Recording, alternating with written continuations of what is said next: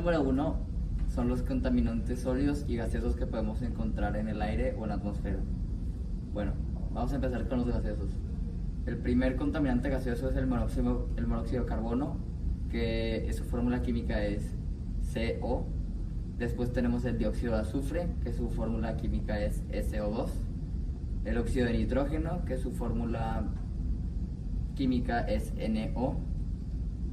Los contaminantes orgánicos volátiles, que también se pueden agregar como COV y una S porque son en plural, y el amoníaco, que su fórmula química es NH3. Vamos a pasar con los contaminantes sólidos, los cuales son el óxido de hierro, el asbesto, el carbono negro y el polen industrializado. Les voy a presentar las estructuras de Lewis del dióxido de azufre, el dióxido de nitrógeno, el dióxido de carbono, el metano y del clorometano. Iniciando con el dióxido de azufre, la molécula es SO2, el tipo es gaseosa, la representación es una molécula de oxígeno unida a una molécula de azufre por medio de un doble enlace, unida por un enlace simple a otra molécula de oxígeno. El siguiente es el dióxido de nitrógeno, NO2, que es igual gaseoso, que es molécula de oxígeno unida mediante doble enlace a molécula de nitrógeno, unida por simple enlace a otra molécula de oxígeno. El CO2, que es el dióxido de carbono, igual gaseoso, molécula de oxígeno unida por doble enlace al carbono, unida a otra de carbono por otro doble enlace. El metano, que es un poco más compleja, que es CH4, es el carbono unida por cuatro enlaces simples a cuatro moléculas de hidrógeno. Y por último, el clorometano, que es CH3Cl, que es una molécula de hidrógeno conectada a una de carbono, que está unida a otras dos de hidrógeno, igual por enlaces simples, unida finalmente la de carbono por medio de un enlace simple a una molécula de cloro. Ahora voy a hablar sobre las geometrías moleculares y electrónicas sobre las sustancias mencionadas. Sustancia, cadmio. Geometría molecular. Al ser un metal transición, es capaz de ser formado con diferentes geometrías, aunque la más común es octaédrica. Geometría electrónica, 1s a la 2 hasta 5s2. Polaridad.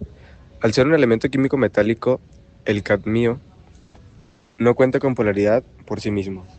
Interacciones intermoleculares, enlaces iónicos e interacciones metálicas. Plomo.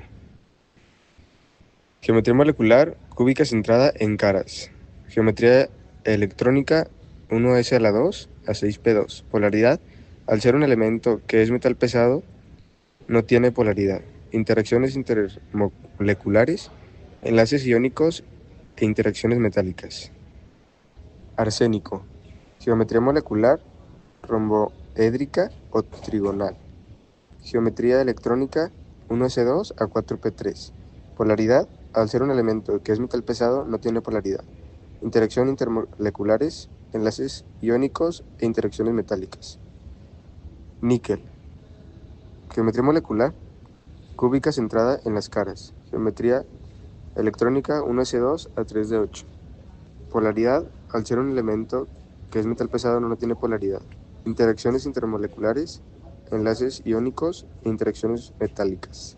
Monóxido de carbono, geometría molecular lineal con ángulo de 180 grados, geometría electrónica lineal, polaridad, molécula no polar, interacciones intermoleculares, dipolo, dipolo. Dióxido de azufre, geometría molecular anular en forma de V, 120 grados aproximadamente, geometría electrónica trigonal plana, polaridad molecular polar, interacciones intermoleculares, dipolo, dipolo. Dióxido de nitrógeno, NO2, angular o curva de 130 grados aproximadamente, trigonal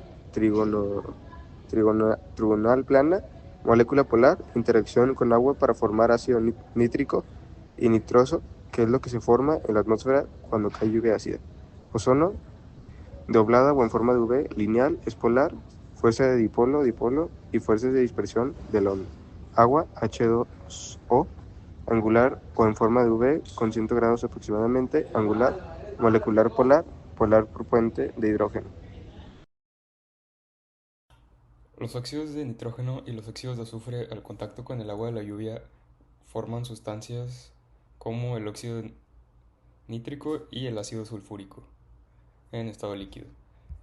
Este fenómeno es conocido como la lluvia ácida y se produce cuando estos ácidos diluidos caen sobre la superficie terrestre, causando daños a ecosistemas, infraestructuras y la salud humana.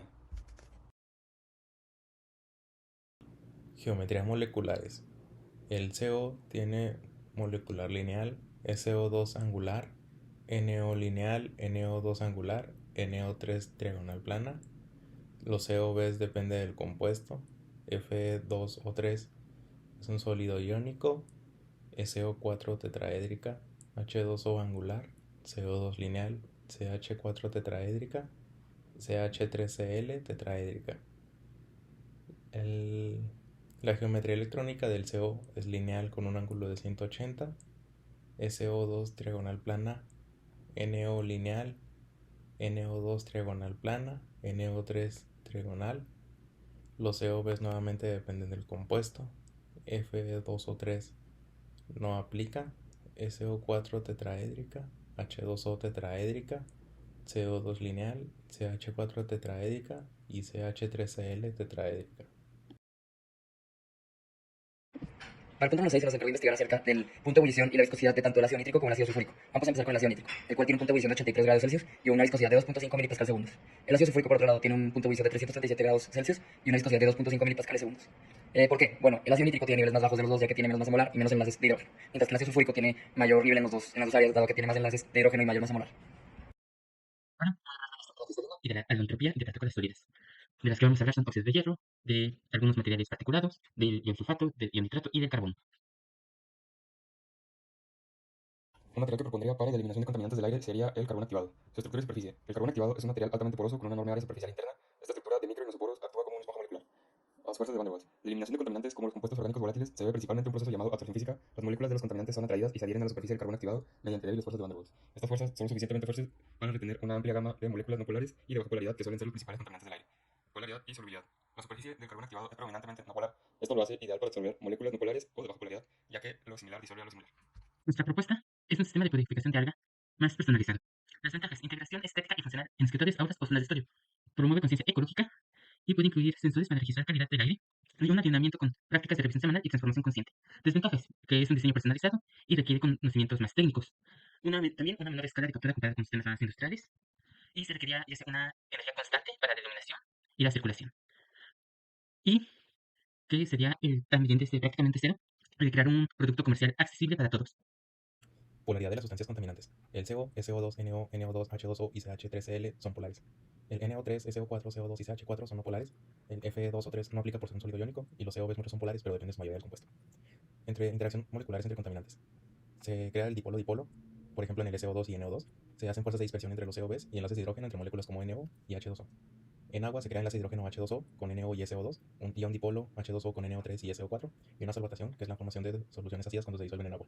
Moleculares entre los contaminantes y el carbón activado. El primero es la absorción física Van der Waals, que los moleculares apolares se quedan pegadas por una interacción de dispersión y llenado de poros. Otra es la interacción con el agua, que es que el vapor de agua compite por los sitios polares, humedece el carbón y reduce su capacidad para absorber polares y COs ligeros.